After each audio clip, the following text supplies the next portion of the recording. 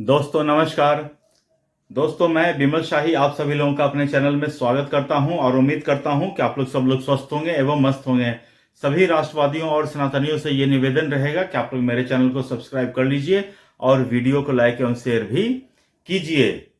दोस्तों हम लोग बात करने जा रहे हैं आज प्रधानमंत्री नरेंद्र मोदी जी ने राज्यसभा में राष्ट्रपति के अभिभाषण पर धन्यवाद प्रस्ताव पर वो बोल रहे थे, उसके बारे में हम लोग बात करने जा रहे हैं। दोस्तों नियम तो ये होता है कि जो प्रधानमंत्री होते हैं पहले बोलते हैं लोकसभा में, राष्ट्रपति के अभिभाषण पर उनका कल का भाषण होना था लोकसभा में, लेकिन लोकसभा में जो विपक्ष के सांसद हैं इंक्लूडिंग राहुल गांधी, उन्होंने विपक्ष में इतना हंगामा किया और जो कांग्रेस की कुछ जो महिला सांसद हैं वो घेराबंदी बनाते हुए बिल्कुल प्राइम मिनिस्टर के कुर्सी तक वो लोग आ जाते हैं।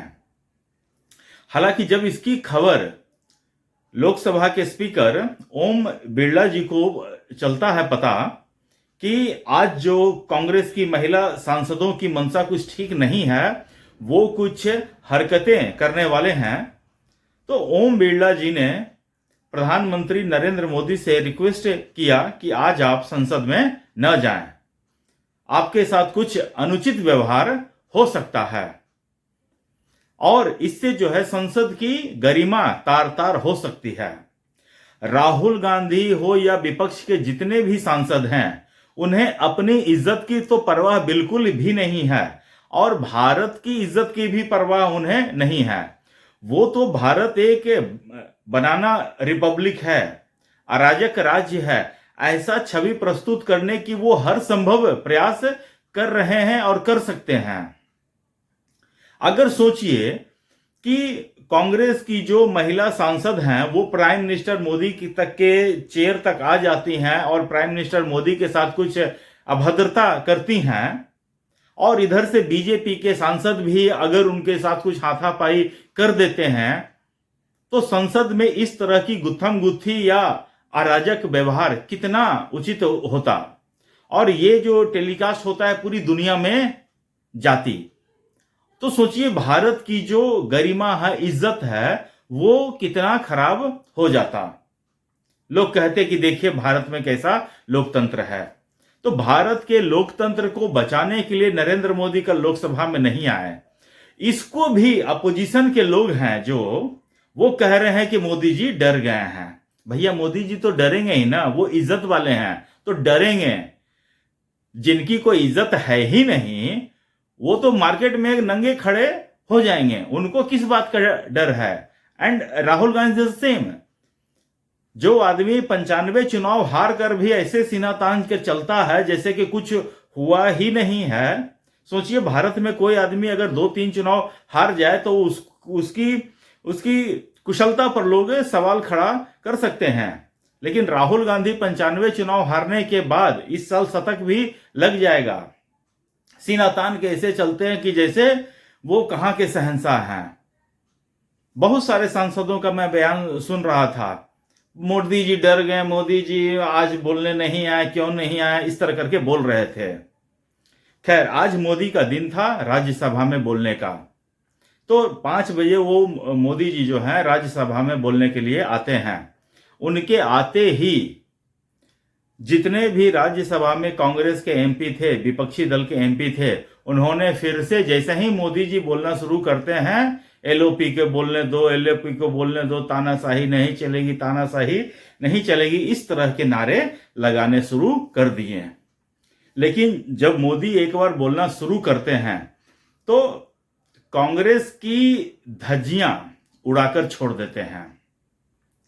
कांग्रेस की इज्जत एक एक बड़े प्यार से एक एक इज्जत के जो होते हैं ना पोटली, वो छिलते हैं उनको और उसके बाद फिर मोदी जी उसके ऊपर मरहम भी नहीं डालते हैं, फिर उसके ऊपर मिर्च रगड़ते हैं।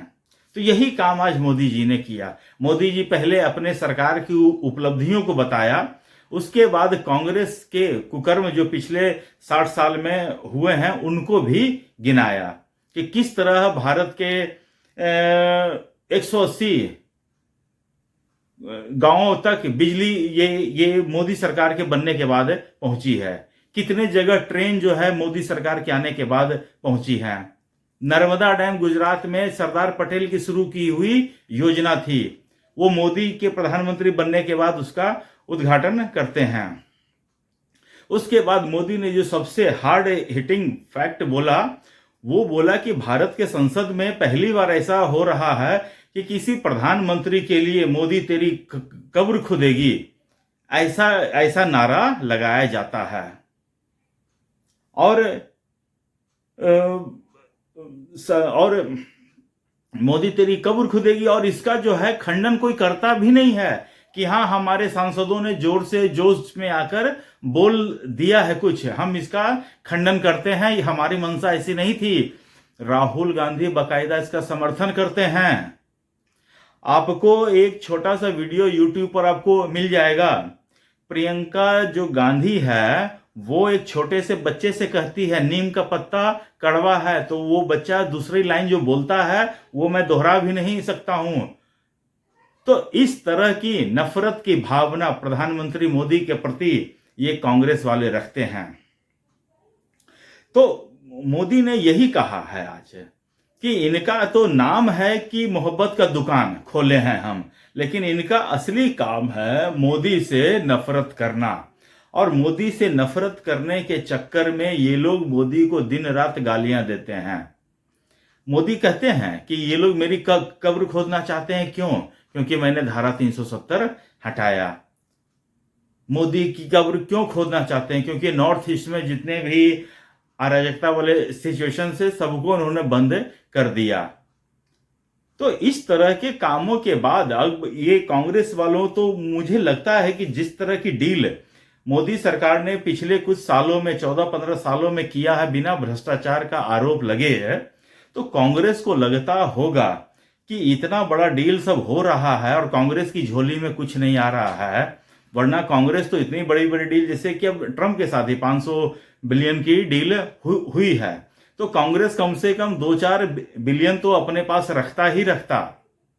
इतना तो वो कमीशन में खाता ही खाता। राफेल की डील हुई, S-400 की डील हुई, F-16 की डील हुई, तमाम तरह के रक्षा सौदे होते हैं, इंपोर्ट भी होता है, एक्सपोर्ट भी होता है। अब कांग्रेस को कमीशन खाने को मिल नहीं रहा है, तो जब कमीशन आपका मिल नहीं रहा है, पार्टी बर्बाद हो रही है, तो उस आदमी के प्रति आप नफरत की भावना तो रखेंगे ही ना रखेंगे। तो प्रधानमंत्री मोदी को बोलने का मौका कांग्रेस वाले जानबूझ के नहीं देते हैं कि अगर ये बोलेंगे तो इनको एक ही जगह बोलने दो, 2 जगह बोलेंगे तो 2 बार हम लोग की बेइज्जती करेंगे। तो आज देखिए राज्यसभा में जब मोदी जी बोलना शुरू करते हैं, कांग्रेस वाले 15 मिनट 20 मिनट चिल्लाते हैं, उसके बाद वॉकआउट करके चले जाते हैं। फिर पूरा फ्लोर मोदी का था। मोदी मन में जो मन में आया, जितना मन में आया, कम से कम 1.25-2 घंटा तो बोले ही बोले हैं वो। तो दोस्तों ये देश की जो अपोजिशन की हालत है इतनी खराब है, इतनी खराब है कि उन्हें कुछ समझ में नहीं आ रहा है कि हम करें तो क्या करें। और ये करें तो क्या करें के चक्कर में ये लोग बार बार गलती करते जा रहे हैं और फिर अंत में आते हैं क्या कि वोट चोरी हो गया। आप जनता के सामने ऑब्जेक्टिव पेश कर ही नहीं पा रहे हैं कि जनता आपको क्यों चुने, ये आप जनता को बता ही नहीं पा रहे हैं। सिर्फ आप मोदी से नफरत करने में सिर्फ आप 20% के लोगों में दिलों में जगह बना पाए हैं, बाकी का 80% में आप हैं ही नहीं कहीं। तो अगर आप 20% के चक्कर में 80% को मतलब कि नहीं चाहिए vote, then it's fine, it's your choice. मर्जी आपकी, फैसला आपके हाथ में है। दोस्तों मुझे आज के लिए इतना ही अपडेट देना है। आप लोग अपना ख्याल रखिए, स्वस्थ रहिए, मस्त रहिए। तब तक ले नमस्कार, बाय।